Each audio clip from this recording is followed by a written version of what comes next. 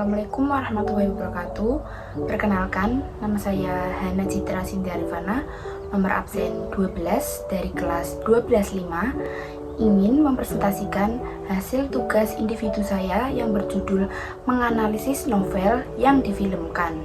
Yang pertama yang akan kita bahas adalah identitas. Identitas berisi judul novel. Judul novelnya adalah Cinta Subuh. Yang kedua, pengarang novel. Pengarang novelnya adalah Ali Fariki.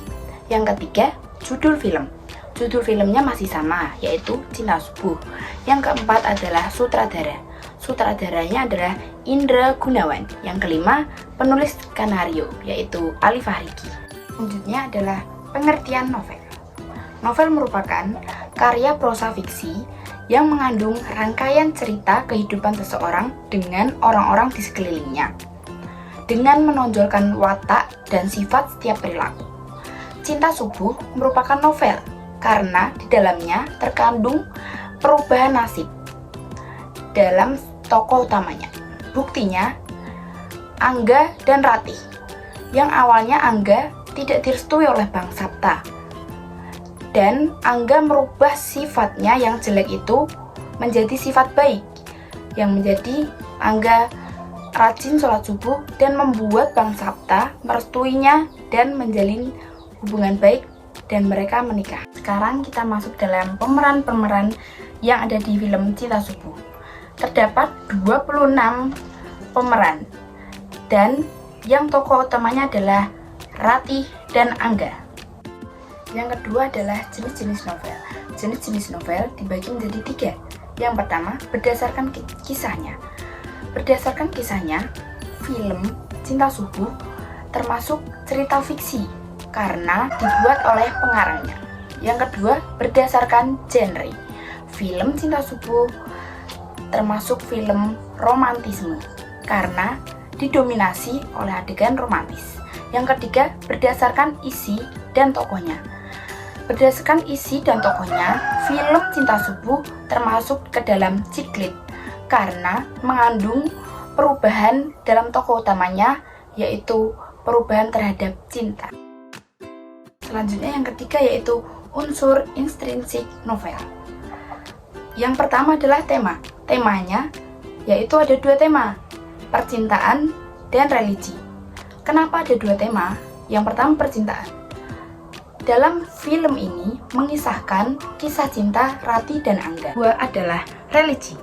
Kenapa bisa dikatakan religi? Karena di dalam film ini mengandung ajaran-ajaran tentang Islam yang mengajarkan kita untuk sholat subuh tepat waktu dan larangan untuk berpacaran. Selanjutnya ada tokoh dan penokohan.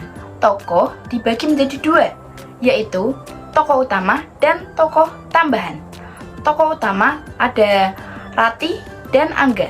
Tokoh tambahan ada Gani, Kak Septi, Bang Sapta, dan lain-lain. Dan penokohannya bisa kalian lihat di sini. Untuk selanjutnya ada alur, latar, dan sudut pandang. Alurnya yang terdapat pada film ini adalah yang digunakan adalah alur maju. Kenapa dikatakan alur maju? Karena dari awal cerita sampai akhir ceritanya berurutan, tidak mengingat-ingat masa lalu.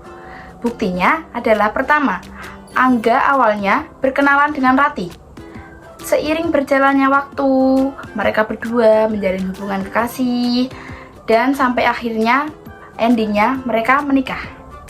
Yang kedua adalah latar. Latar dibagi menjadi 3, yaitu latar waktu, latar tempat, dan latar suasana. Latar waktunya ada subuh, pagi hari, siang hari, sore hari, dan malam hari. Buktinya, subuh ada pada saat Angga dan Doni sholat subuh. Pagi hari, buktinya ada pada saat Angga ingin berangkat ke kampus. Siang hari, pada saat Angga dan Ratih bertemu pertama kalinya di masjid. Sore hari, pada saat Angga dan Ratih menunggu bis di halte dan mereka pulang bersama. Pada saat malam hari, mereka kehujanan dan menghiup di depan kafe. Tempat ada kafe, masjid, halte, kota. Buktinya apa? Buktinya kafe saat Ratih dan Angga makan bersama. Dan kota ada kan kampus mereka ada di kota Jakarta. Terus halte, buktinya saat Ratih menunggu jemputan bis yang ada di halte dan Angga menghampirinya, lalu mereka pulang bersama. Yang ketiga adalah suasana, latar suasana. Ada suasana sedih, senang, dan menegangkan. Suasana sedih, buktinya apa? Buktinya saat Angga dan Ratih terpisah atau putus. Itu ya sangat sedih sekali. Yang kedua, senang. Buktinya saat Angga dan Ratih menikah. Yang ketiga, menegangkan. Saat Doni meminta restu kepada ayah Agnia, itu sangat menegangkan. Selanjutnya ada sudut pandang. Sudut pandang merupakan sudut pandang orang ketiga. Kenapa? Karena penonton melihat isi film tersebut adalah dari sudut pandang pengamat atau pencerita, tidak masuk ke dalam film tersebut. Yang keenam adalah amanat. Di dalam film ini mengajarkan kita untuk tidak menaruh harapan kepada siapapun dan mengajarkan kita untuk mencari pasangan yang sangat taat beragama serta larangan untuk berpacaran karena Allah tidak menyukai itu. Yang keempat ada unsur ekstrinsik. Yang pertama ada biografi. Biografi pengarang yaitu Muhammad Ali Fahriki. Beliau lahir di Jakarta tanggal 2 November 1990. Beliau adalah seorang ayah, seorang suami. Dan untuk yang lebih lengkapnya tentang biografi Ali Fahriki bisa baca di sini. Yang kelima ada struktur novel. Struktur novel terdiri dari satu, abstrak. Angga adalah seorang mahasiswa laki-laki yang sangat jarang sholat subuh, tetapi dia mencintai Ratih yang sangat salehah dan rajin sholat subuh. Ya, selanjutnya abstrak bisa selengkapnya bisa dibaca di sini. Yang kedua ada orientasi.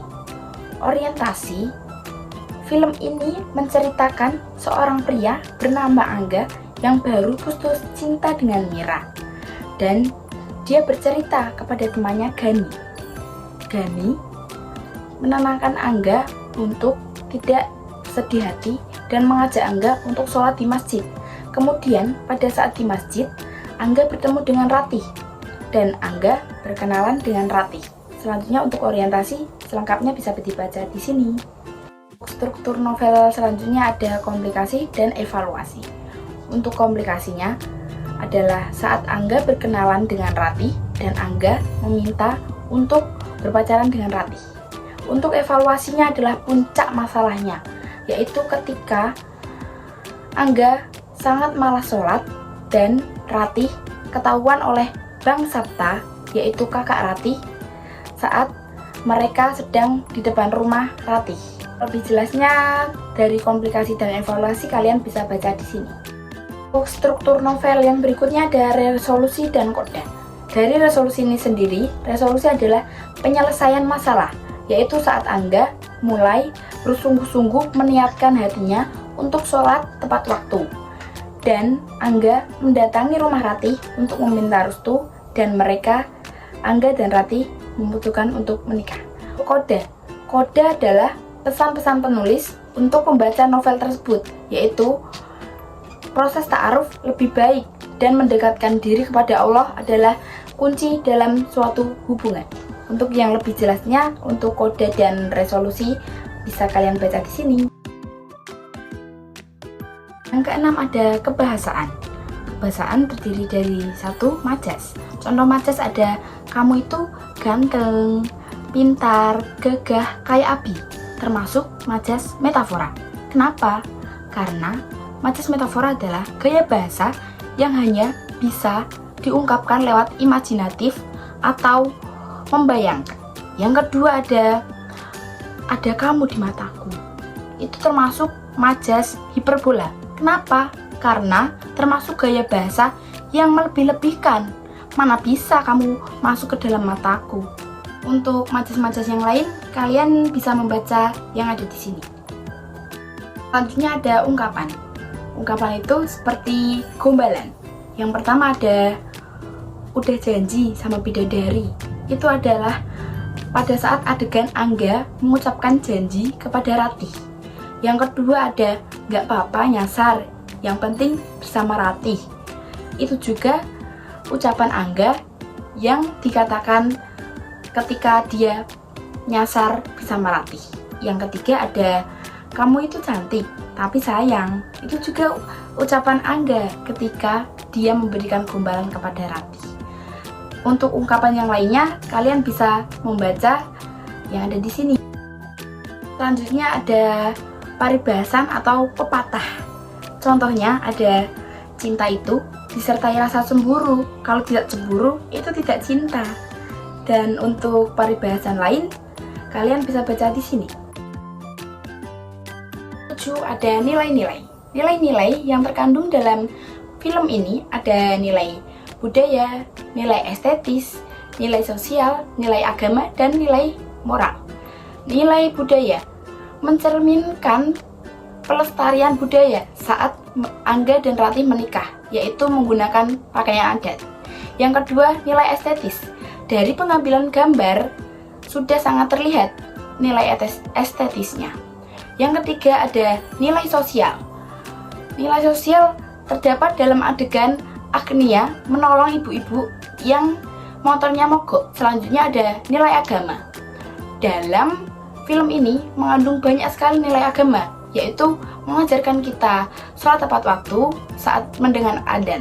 Selanjutnya ada nilai moral, yaitu sopan santun saat Dodi menemui ayah Agnia untuk meminta restu kepada ayah Agnia. Terima kasih telah menyaksikan video pembelajaran dari saya. Kurang lebihnya saya memohon maaf. Wassalamualaikum warahmatullahi wabarakatuh.